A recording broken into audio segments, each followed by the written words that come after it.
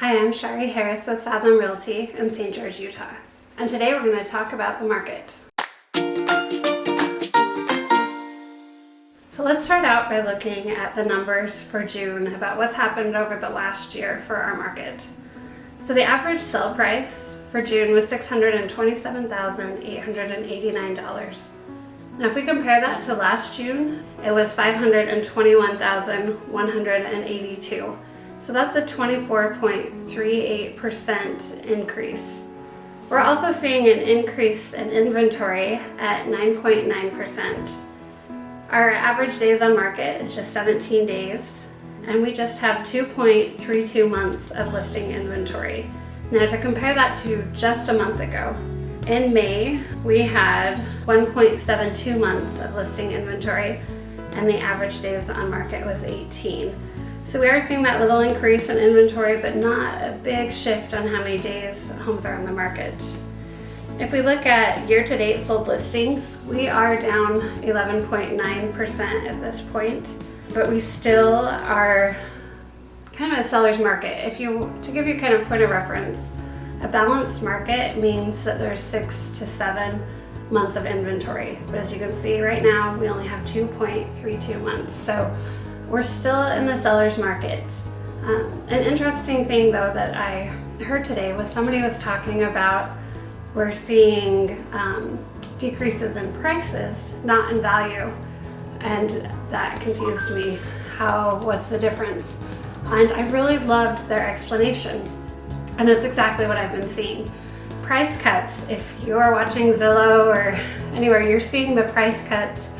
People are dropping prices. And so it's got everybody panicking that all the houses are dropping in value, or people excited that the market's going to crash. But what we are seeing is that everybody was so busy overpricing their home, and the buyers were fine with that. They were waiving their appraisals, saying it's fine, we'll pay 20, 30, 40, 50,000 over appraisal.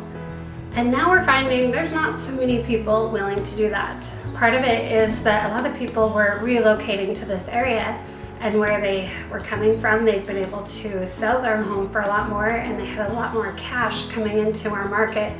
But we don't have as many people moving this way. We still do, but it seems like it feels like anyway, that's slowing down a little bit.